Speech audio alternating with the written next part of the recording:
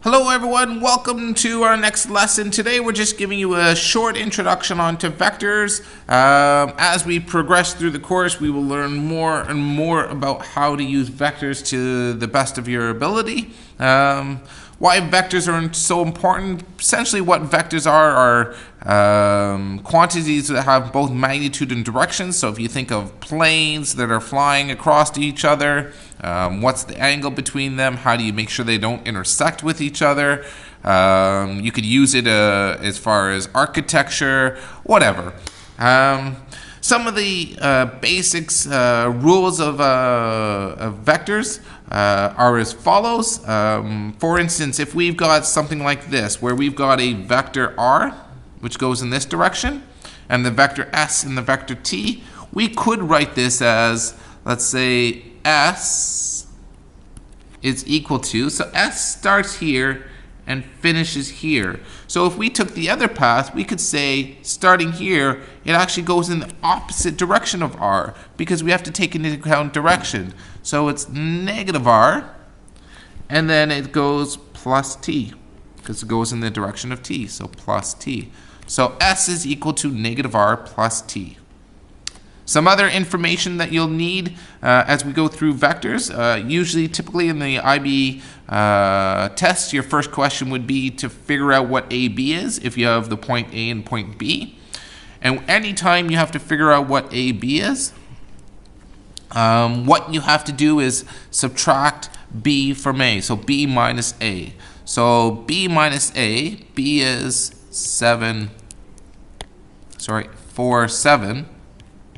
And A is 2, 3.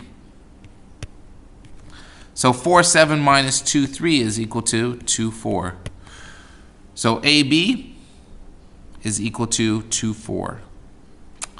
Other things you will notice, sometimes you're going to have to add or subtract vectors.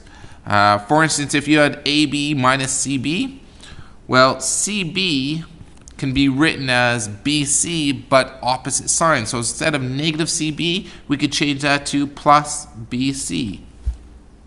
And if you're going from A to B and then B to C, it's the same thing as going from A to C. So this is equal to A to C. What you are looking for is letters that match up together. And if they match up together, then you can just combine them as one. So another one, AC minus BC, I can change that to plus CB. And I can change this minus DB to plus BD. And this, because the C's match and the B's match, this is equal to AD. Also, sometimes you have vectors and you have a scalar in front, a number in front. The scalar goes into everything in the vector. So if we look at question B, we've got P, which is 4, 1, plus 2 times Q, which is 2, negative 3.